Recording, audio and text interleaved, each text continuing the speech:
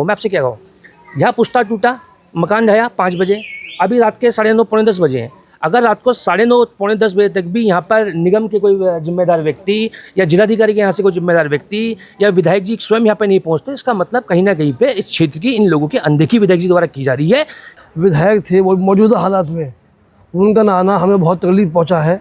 हम जैसे भी है तो उनकी ही प्रजा, तो उनका आना ज़रूरी था। सीधा यहाँ के जो वर्तमान विधायक हैं उनसे एक सवाल है कि जब पिछली साल यहाँ पर 2 मकान बहे थे, उससे पहले पुश्ता गिरा, 2 मकान बहे थे और स्थानीय लोगों द्वारा विधायक जी को सूचित कराया गया कि सर जो पिछले साल 2 मकान बहे थे उसके बाद पुश्ता नहीं बना है और उसके बगल में जो लगता हुआ मकान है उसके नीचे की मिट्टी निकल गई है। समय रहते हुए विधायक जी ने यहाँ पर पुश्ता क्यों नहीं लगवाया? हमारा सीधा सवाल विधायक जी से ये है। उत्तराखंड में लगातार हो रही बारिश से जनजीवन अस्त व्यस्त होता दिखाई दे रहा है और कल मौसम विभाग द्वारा एक ऑरेंज अलर्ट कई राज्यों में जारी किया गया था, जिसके बाद भारी बारिश के चलते कारगी ग्रांड चांचक में एक घर जो है नाले के तेज बहाव में बह गया है। और साथ में देखेंगे आप तमाम जो यहाँ पे स्थानीय लोग हैं वो लोग यहाँ पर मौजूद हैं। सुबह 5 बजे जो ये पूरी घटना हुई थी और मैं आपसे क्या कहूँ, यहाँ पुश्ता टूटा, मकान ढहा 5 बजे, अभी रात के 9:30 पौने 10 बजे हैं।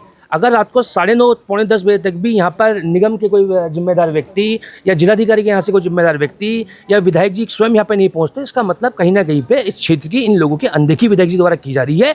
क्योंकि दोबारा बोल रहा हूँ, जाति धर्म देखकर विनोद चमोली जी काम कराते हैं, क्योंकि उन्हें पता है कि इस क्षेत्र में अगर मैं काम कराऊंगा तो शायद वोट मुझे ना पड़े। आप जाति धर्म की बात कर रहे हो, पर बीजेपी तो वैसे ही मुस्लिम्स को टारगेट कर रही है। अरे अभी आपने देखा नहीं कितना बड़ा सम्मेलन हुआ एसबीटी पे। विनोद चमोली जी ने एक बयान बहुत वायरल हो रहा है कि मैं तो इस बार मुस्लिमों में ही क्या बोलते हैं जीत कर आऊँगा और मुस्लिम मेरे साथ इतने हैं। अभी हज़ारों लोग थे वहाँ पे, कितने लोग हैं वहाँ पे एंटू ग्रीन में होते, 1000-1200 लोग थे वहाँ पे मुस्लिम समुदाय।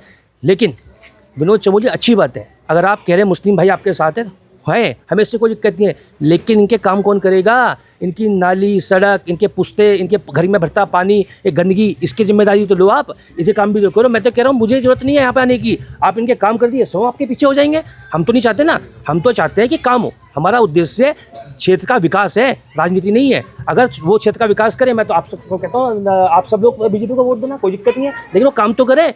काम करेंगे नहीं, वोट मुसलमानों का चाहिए, लेकिन ये काम नहीं होने देंगे। तो मेरी दुआ माँ के लिए, जो बच्चों की माँ है वो जो अकेली है, तो इसलिए थोड़ा सा तकलीफ़ पहुँची है कि वो ना आए। आज तो हमें बहुत तकलीफ़ पहुँची है कि हम उनसे या तो हमें चाहते नहीं हो या कि क्या बात है, ये है कि जिससे अपेक्षा होती है अगर कोई मौके पर ना आए तो तकलीफ पहुँचती है। भाई हम उनके विधानसभा के क्षेत्र में आते हैं, ऐसी बात नहीं है। हम भी प्रतिनिधित्व करते हैं और आपने जनप्रतिनिधि के नाम को चुना है। जी, सबने चुनाव है, सबने वोट दिया है। अब सब तो वोट सब दे नहीं पाते।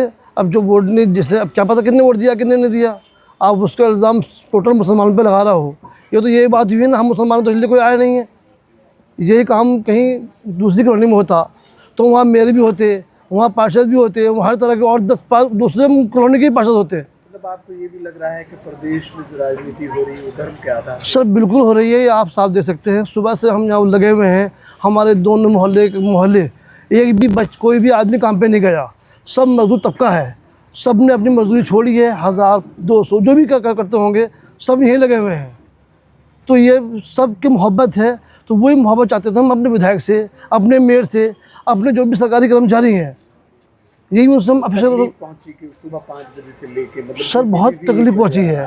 देखो उसके शौहर होते हैं तो हमें तकलीफ नहीं पहुँचती। वो बेवा हो गई थी 3 साल पहले, उनके शौहर का अटैक पड़ गया था, इसलिए वो गरीब है। वो खुद नौकरी करती हैं 4,500 हज़ार रुपये की।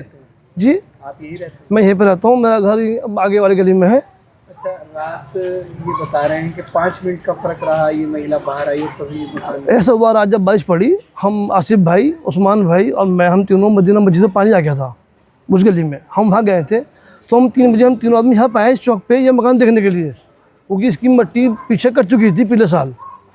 ये हमारा जो मकान है पिछले साल, इसकी लिंटर की वजह से जो मलबा पड़ा था ये मकान गिरा है, पुश्ता भी गिरा था।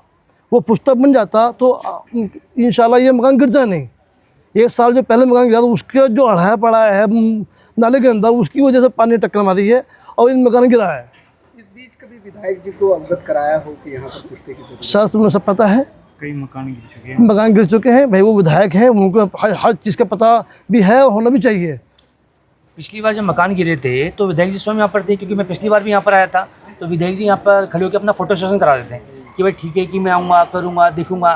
तो सिंपल बात है कि 2 साल पहले जब 2 मकान गिर चुके हैं और उसके बाद उसके बगल में जो बगल वाला मकान है उसके नीचे मट्टी निकल चुकी है, तो सरासर जाति देखकर, धर्म देखकर विकास कार्य कराए जा रहे हैं। अगर मैं कहूँ, अगर यही मकान अभी किसी पहाड़ी क्षेत्र में गिर जाता तो विधायक जी सबसे पहले